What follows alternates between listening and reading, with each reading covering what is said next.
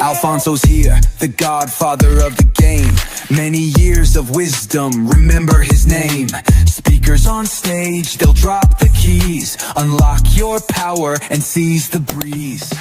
I am here in front of one of our properties, and today I want to talk about a very specific strategy: agreement for sale. An agreement for sale can be a really great negotiating tool when you're dealing with a seller that kind of wants to hold on to their price, but the income doesn't really quite meet that price. So we bought this property at 1.4 million, and the value today, so we transacted about a year ago, and we had it under contract on an agreement for sale a year before. So today the value of this property is about 3.1 million. Now the question is, why in the world would a seller do an agreement for sale? Like, why in the world would a seller sell me a 21 unit apartment building as an agreement for sale?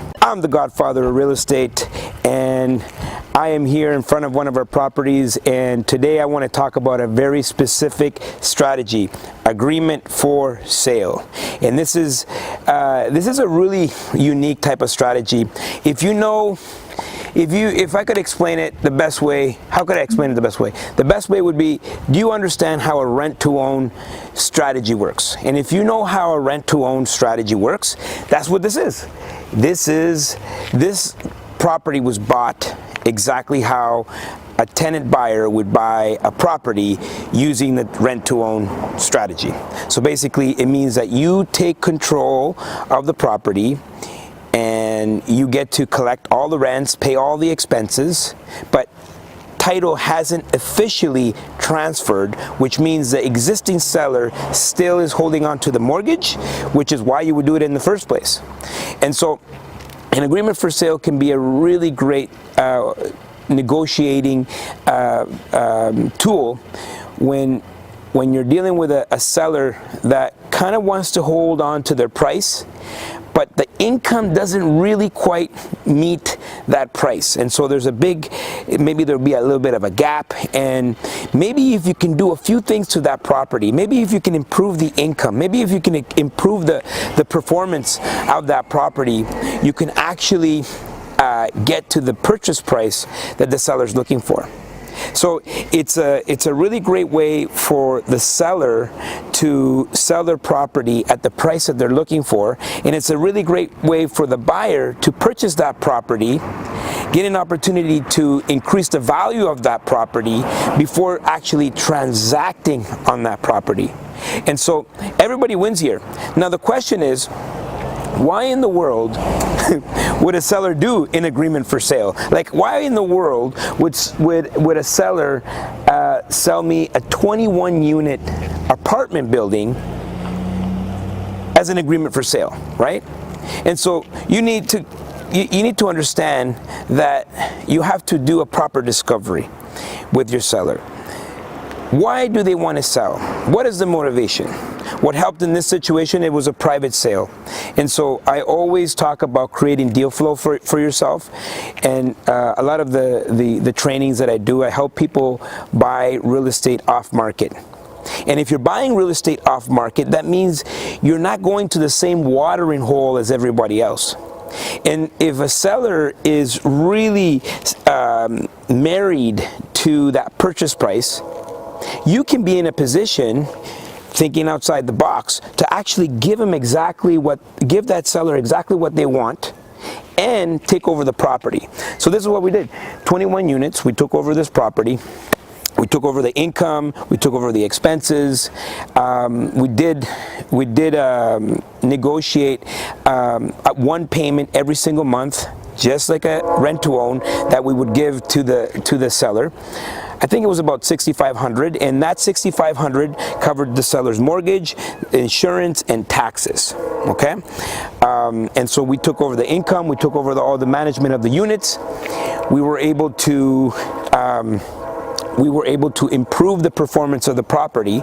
So by the time we actually closed on it a year later, the property was worth more than what we originally had it under contract for. So we bought this property at 1.4 million, and the value today, so we transacted about a year ago, and we had it under contract on an agreement for sale a year before. So today the value of this property is about 3.1 million. So we were able to secure a really amazing deal using this strategy, agreement for sale. You guys gotta look into it. Okay guys, so let's go have a look at the property. Let's do a little tour. Follow me. I see that. Like, what are we doing over there? Oh, so there was, that's where the water all pooled, remember? Oh, yeah. It was down lower, and then Yeah. Jeff just backhoed it out last year, Beautiful. leveled it off, Yeah. and then put the seed down. But all of those window wells were cracked, so he fixed those. Beautiful. And we were gonna re-cement the walkway, Yeah. but we don't need to now that it's graded properly. So Nice. that's all done. And then the steps, the broken step over here, Yeah. we had looked at getting it repointed and redone. But what we're actually going to do this year is we're going to remove the step. Yeah. Jeff can get the machine and take away the step, and then he's also a welder, so he's going to put the Of course. the railing. That's what he does. And we're going to fix the siding. Yeah. So all of this is the stucco is cracking. Yeah. So we'll be able Beautiful. to go up and redo it, Yeah. and then match and repaint. Beautiful. So where's the unit we did in here? Okay. It's the one that you took pictures of last time. No. I think it was in there. No, it's this one. Was it this one? This is the one that had the checkerboard wall and the red paint on it. No, it was not there. It was here. Oh my goodness. I don't know how I see things. This is why you don't do it. I just come and take pictures. Yeah, just come and take pictures. You don't know. Yeah. Oh wow. I already can see the floor. Remember this one? Yeah. Oh So, wow. new floors. So this is the one that we came at the beginning of the year. Yes. When all the clothes were in the closet. Yes. Remember? So I have really good before pictures and videos. So we'll capture So- those. Wow. Oh my God. They love their colors. Wow. They love their colors. Oh. What? How did they do it? Painted it. It scrapes right off. Oh. It feels like the bathroom of a nightclub. Yeah. Just need to put the horse trough in there.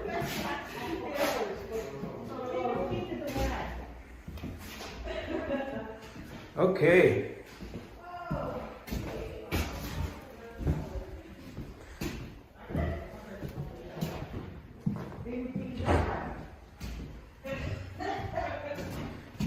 Hey, look, they have.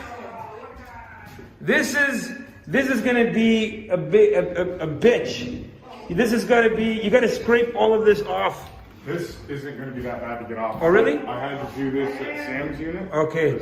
Yeah. Mikey had stuff Yeah. over his window. Yeah, okay. It's a razor blade, you know, that Okay. Comes But right how does it end up? beautiful, like it's clean glass. Yeah.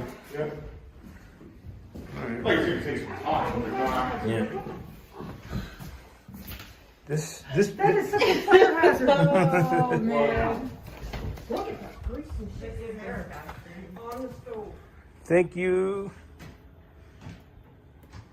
Well, at least she's gone.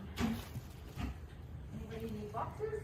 Actually, don't touch the boxes until we cross with this. Nice and clean. Look at that. Pizza. Want a slice? Guys, we could have a toast. January 1st. Happy New Year. Safety is important. We could have a party in the bathroom. Wow. Okay, so change over. We are in Calgary. Yeah! And we are about to make history because for the very first time in Wealth Genius history, we are bringing the Expand Investor Conference right here to Calgary. And we're excited. November 6th, 7th, and 8th. Get your tickets right away because we're gonna have over 60 different presenters, over 100 different vendors, over 1,000 different attendees, all at Expand Investor Conference right here in Calgary. There's never been a better time to get involved in real estate than right now. You gotta come and learn how to optimize and maximize all the opportunities that are available right now. It's our 10th edition of this massive real estate investor conference, one of the biggest in Canada, and we're making history because we're bringing it to Calgary for the very first time. Get your tickets, be there or be square. It's like 4 coats of paint. Yeah. A ton of patching. A ton of patching. New floors. New kitchen. Oh wow, these are done. Yeah, so we read. I came up here Well, the other morning Oh, they're beautiful. Nice, nice, nice. Refinished, new handles. Oh yes, it was here. I remember it was all the stuff. It was all the stuff here. Remember? Yes. Yeah. Nice. So I will show you the befores. I will show you the befores. We have it. We have it. Yeah. Nice. I love the floors. Yeah, they're beautiful. Wow. Yeah, new color. Wow. That was the checkerboard wall. Yeah. Yeah. That was a pink heater. But this is what you're gonna get a kick at. Oh my Red god. tub. Yes, yes, yes. Oh my goodness. Great job. It's not done yet. Yes. I got one more coat to do on it, and then, So this was the one that we couldn't take out. well, we could have, but it was Yeah. Yeah. a big box. Yeah, yeah, yeah, So yeah. what I did was we stripped it. Yeah. And then sanded it and prepped it and redid the whole thing. Beautiful. Looks like Yeah. brand new. I got one more coat yet. Nice. This Yeah. was all So, the way. so this is what I was saying at one of our other properties is the hardware. Once you change the hardware, it makes a huge difference because that's what people touch all the time, you know? New handles, All new new hardware. lights. Everywhere. Yeah. I didn't New change lights, this right. everything. Yeah. Good. Beautiful. All new switches, all new switch covers. Yeah. They're all tamper resistant as well. Yeah. There's nothing worse than going into a place and then seeing those little toggles that look like they're from 1980. Yeah. No. No. Like, You. this is clean. It looks Yeah. nice and new. Yeah. Well, that's what we were just at another property. We were saying that, you know, just invest in in hardware, paint, nice flooring. It makes a huge difference. Do you remember the window, the way it had all that stained glass? Yeah. Oh man. And that peeled it off, like sticker by sticker. The church window. That's it. Yeah. That's it. Yeah. We have tenants moving in next week. A very cute couple who cried when they came in here. They loved it. Nice. Beautiful. Beautiful. All right. So, well, That's that one. I wanted to get a look at the back. All right. I'm just gonna go in the back there. So, what I want to show you guys is when we took over this property, the balconies were really in rough shape, and the first thing we did, the first capital expenditure we did, was fix all the balconies. Number one, what do you want to do when you take over a property? Well, you want to make sure that things are safe, clean and neat, but very specifically safe, okay? You don't want to create liabilities for yourself where someone could get hurt. And these balconies were really in bad shape. And so, if you see, we're still replacing, right? So we're just changing out. There's a lot of old wood. So what was really rotten, like people, like when we took this over, we were surprised someone didn't take a header right off, right through the floor here. So we changed the rotten wood, and there's still a lot of work to be done that we need to replace. So basically, what we do is we take, instead of trying to tear down the whole thing, because that can, number one, is costly, and by code you have to have an engineer with plans to, you know, and you need them approved, and that's going to cost a fortune. So what we did is just replace the old wood with new wood, and then we slowly are going to replace all the rotten wood, and slowly we'll eventually get a whole new balcony, right? Because some parts of it are still okay. So if you can see, we did the whole thing. So close, I think it was close to 70,000, but you'll see that we did the whole thing. See, this one was okay, so we kept this one. Then we replaced this here. You see, this one is still solid. This here, the pillar that was here was completely rotten. We took that away, put a new one. So what else are you looking for when like stuff like this? Like I see there's power lines here. You're worried about the trees, neighboring trees. Yeah. So we had to trim a lot of the trees that were here because they were like branches and stuff were overtaking. So if you were to come back here like a few years ago, you would see that it was like, first of all, these balconies, these landings were completely covered, so they were like enclosed, and people had all of their stuff. Obviously, that's the only, like, they use it as storage, and then all the trees and everything was leaning against those balconies, so it was completely unusable space. So we just opened it up, you know, and we look for things that we want things to be safe. And so when you're buying buildings like this, in regards to the foundation and stuff, what are you looking for? Like besides so kind of cracks and things? well, the best way to see the foundation is to go on the inside. So I will never buy an apartment building that I cannot see the inside units, and basically you get a moisture meter, and you can test the bottom of the floor to see if there's any moisture, and then you can see if there's any water penetration that's gone into the foundation. You know, it's natural for the earth to shift, and for properties to shift, and things to you know, you start seeing some cracks. So there's hairline cracks, and then there's like cracks you can park a Buick in, and so like this is parging, right? Like when you're looking at a property, you see things like this is just a crack in the parging. It doesn't necessarily mean there's anything wrong with the foundation. The only way to really know is to bring a foundation expert to assess the foundation. But from a quick due diligence perspective, if you go on the inside and you bring a moisture meter and you test if there's moisture there more than usual, then you'll know that there's been some water penetration. And what about plumbing and stuff? Plumbing is important. So you gotta, once you go into the mechanical room, there'll be some exposed areas where you can see existing plumbing. You're not gonna see the plumbing, you can't go into the walls, right? One thing that you can do is, when you're walking a property, you can test all the water as you're walking through the property, where you'll see the pressure, the water pressure. You can hear the sounds in the walls of plumbing. If you can have access to exposed areas, or go underneath the sinks to see how the age of the plumbing is, if it's galvanized plumbing, I would stay away from it. Number one, it's hard to get insurance, and it's going to cost a fortune to try to replace.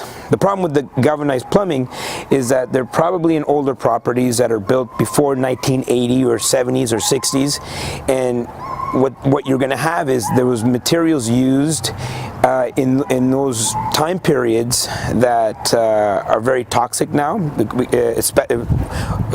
Case in point, asbestos. And if they're by the way, there's nothing wrong. An older property that's built in the 70s is going to have asbestos in the wall. And as long as you don't disturb it, it's going to be fine. But if you have to open up the walls to get to the plumbing, you need a special team to come in here to take away the debris because of the asbestos. And so now you're getting into big money, and unless you're planning to gut the whole thing, you'll never see that money back. So you really got to be careful. The plumbing, electrical is another issue that a lot of people have when they try to get into an apartment building like this, and the electrical is outdated, and you have to get into the walls, you're gonna have problems. So you want to make sure you bring a proper electrician to give you an inspection. Get a plumber in here, get an inspector in here, get as many people as possible, because you buy it once and then you own it you're going to be owning it for a very long time. So don't get lazy up front and do all the due diligence. How do you find those guys? Are they part of your team? Are they people you really rely on? How did you find those guys? Because we're buying all across the country, you have to go and build those relationships. The best thing that we find is if you can find other investors in those areas, they're probably like your quarterback, right?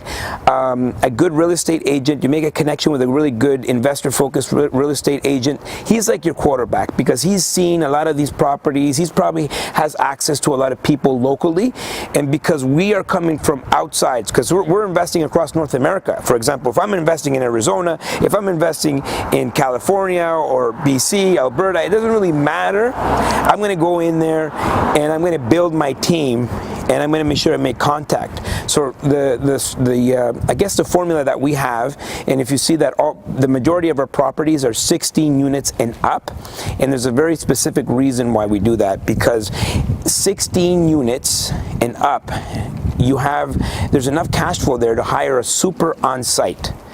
And if you have a super on site, you don't need a property management. You can manage the super. And so the formula that we have is that we know that every human being should be able to manage 300 doors as long as there's a super on site. And so that's easy for us to calculate. And so that super on site, along with the team that we built, we should be able to manage things from Vancouver, or it doesn't really matter as long as we follow that formula. One question. Yes. What the hell is this? This is running away with your water bill. You want me to sign a check for $3 million? Before this, I was gonna buy this building. No toilets. No toilets. Not one. Is there any toilets on this whole property? The 500K is not a problem. There's only one thing. There's significant capital expenditures. Do you guys have a capital expenditure plan somewhere?